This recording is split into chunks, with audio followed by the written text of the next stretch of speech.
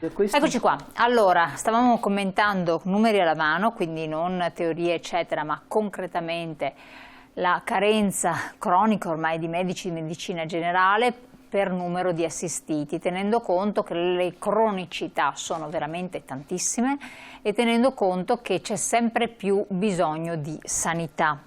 Però si dice sanità anche di qualità, perché se poi prendiamo, per quanto possono essere anche bravissimi, ma mancano di esperienze, i più giovani, gli specializzandi, i poverini non possono fare miracoli. È arrivato un messaggio, ma sono i medici che mancano oppure Zaia che non assume?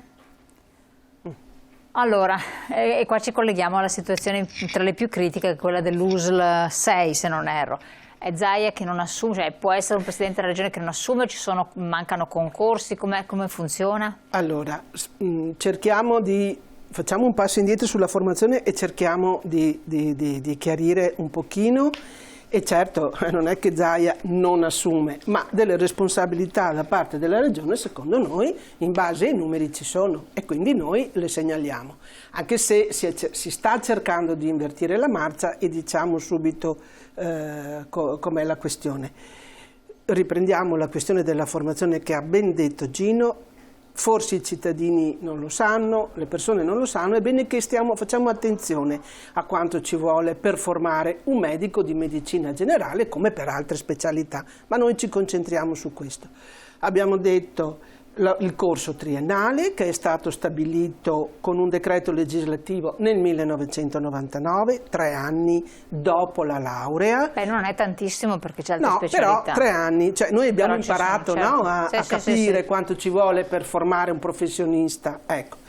Esiste in Veneto, questo va sottolineato, la Fondazione Scuola di Sanità Pubblica istituita dalla Regione Veneto nel 2014, quindi la Regione Veneto li forma direttamente. I 3 anni di formazione dei medici di medicina generale li fa direttamente la Regione, quindi gli strumenti ci sono tutti.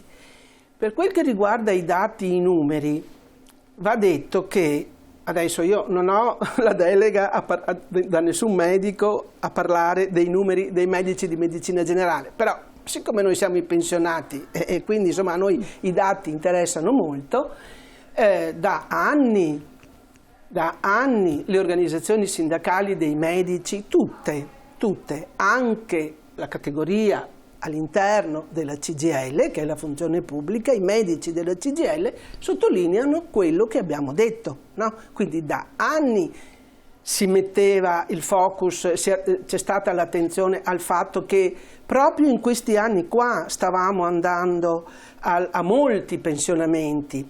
Quelle carenze che troviamo nelle zone, come faceva ben vedere Gino, sono quasi duplicate nel giro di 4 anni, non è un caso.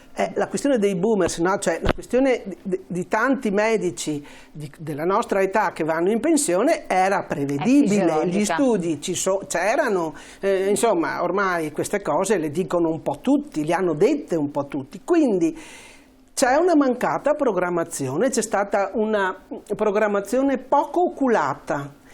Non sto parlando solo del numero, non voglio entrare, la questione del numero chiuso all'università non è quello, ma sono le strategie che dovevano essere messe in atto proprio per formare i medici di medicina generale.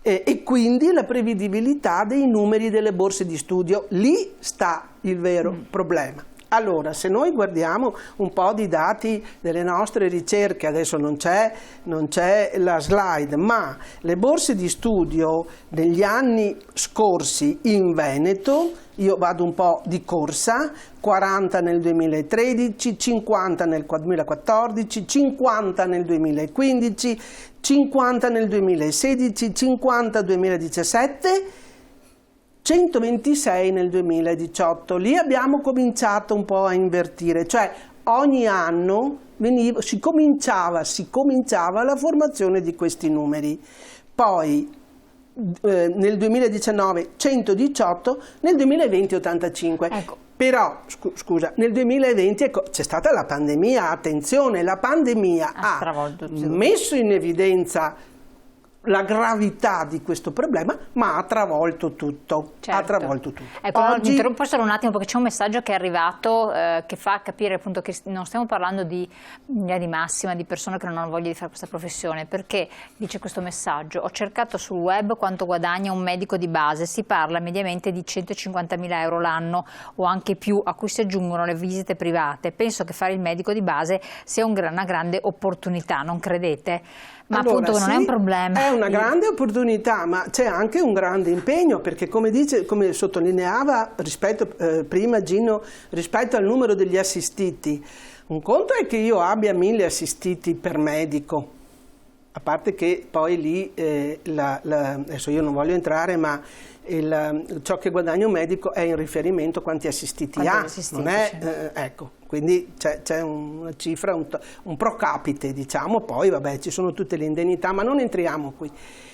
Un conto è avere 1000 assistiti, un conto è averne 1500, 1800, 1700, a seconda anche della tipologia di territorio in cui mi trovo, perché tra i miei assistiti potrei avere un numero elevato di anziani ma insomma, quindi attenzione, insomma bisogna pensarci, certo che è una grande opportunità, ma ci sono anche tanti rischi e tanti problemi. Ripeto, la pandemia ha dato un messaggio altissimo, nel senso che prima della pandemia quasi sembrava che questi medici di medicina di base non servissero, mentre abbiamo visto quanto importanti sono stati. Voglio però per verità dire che nell'anno 2021, programmazione 2021, dentro il corso di formazione, le borse di studio sono 306, quindi anno 2021-2022 si incomincia a invertire la marcia. 240 decisi con delibera dalla Regione Veneto, altri 66 in aggiunta arrivati tramite il PNRR, fondi del PNRR dal livello nazionale. I fondi del PNRR per altri 66 sono già previsti, abbiamo già la delibera, quindi noi leggiamo gli atti che la Regione mette sono pubblici. No? Certo. Altri 66 ce ne saranno per l'anno 2022, altri 66 per l'anno 2023. Ok? Quindi c'è già però l'anno prossimo, quindi l'anno 2022-2023 non basteranno i 66, bisogna, se si è invertita la marcia rispetto al numero di borse di studio, bisogna continuare, a nostro avviso, poi magari Gino lo spiegherà ancora meglio di me, bisogna continuare a nostro avviso in quella strada, perché questi 306 che hanno cominciato adesso il primo anno di formazione, certo che li posso utilizzare per fare le sostituzioni, però li avrò specializzati nel 2024. Quindi ce ne vuole. Ecco, nel frattempo, fino al 2024, ogni anno ne vanno in pensione degli altri. Ecco, questo per la Regione del Veneto. Sì, la media che hanno sui 52-55 anni. La media è di 52 anni, fate un po' di ragionamenti, insomma. Arrivando all'ULSS 6 velocissimamente. Un attimo solo, non ho tanto tempo, ce n'è. Leggo un messaggio perché i nostri telespettatori giustamente partecipano in questo modo. Il mio medico fa solo il passacarte, mi rimanda sempre a visite specialistiche e mai mi ha visitato in 10 anni. Forse dovrei cambiarlo, ma ci sarà sempre qualcuno che prenderebbe il mio posto visto che c'è carenza. Sì, è vero, si può anche incappare in queste situazioni, che chi dice di no, d'altra parte... Oppure quelli che non si fanno trovare, insomma... È anche vero che c'è gente invece che magari ha un medico da tantissimi anni e non lo cambia perché magari è soddisfatto di quel medico. Certo, cioè, sì, assolutamente. Tutto è possibile. Quindi... Certo che al medico di medicina generale sono stati dati molti compiti nel tempo, indubbiamente. E poi, vabbè, le visite specialistiche qua dipende dalla diagnosi, no? E dalla situazione, noi non possiamo in questo dire, insomma, ecco. Entriamo nella zona... Parlando dell'ULSS 6, come avete visto, abbiamo una carenza, insomma, prevista, secondo le tabelle che avevamo indicato, le zone carenti al 2022 è di 103 medici. Cioè nel tempo le nostre carenze sono aumentate e attualmente mancano 103 medici. suddivisi in questo modo, lo dico velocissimamente: 39 per quanto riguarda il centro, quindi l'ex ULSS, i 3 distretti dell'ex ULSS 16, 36 per quanto riguarda l'Alta, Alta Padovana, quindi la ex 15, e 28 per quanto riguarda la bassa Padovana, l'ex 17. Quindi vedete che insomma non c'è una zona che brilla, ecco. Diciamo che a noi ci interessava segnalare, perché manca un medico, ne mancano 2, va bene, insomma c'è la possibilità che la sostituzione si possa anche avere, ma quando io ho per esempio alcune zone del centro che fanno riferimento al Padova-Bacchiglione, no, al distretto Padova-Bacchiglione, e per esempio Padova ho diciamo il centro storico, la parte del centro storico, me ne mancano 4. Voi capite che 4 è un numero importante. Oppure, che nel frattempo questi pazienti sono in carico ad altri. Questi pazienti vengono spistati per un breve tempo, restano senza medico di base, poi siccome questo non è possibile, vengono caricati ad altri, e arriviamo ed è per questo che i nostri medici, se voi andate a vedere insomma nelle tabelle che abbiamo presentato, hanno raggiunto il massimale ordinario, chiamiamolo, che era di 1500 pazienti. No? Quindi insomma questo comporta il fatto che i medici che rimangono devono lavorare di più. Però se ci sono stati questi finanziamenti, quindi i fondi ci sono e tutto, i soldi per pagarli ci sarebbero. A questo punto mancano i finanziamenti per pagare le borse di studio. Ah, le borse di studio. Le borse di studio. Il medico di base ha un rapporto, è in convenzione, i medici di medicina generale sono in convenzione con la regione, e certamente insomma se questi sono gli standard la regione li deve rispettare.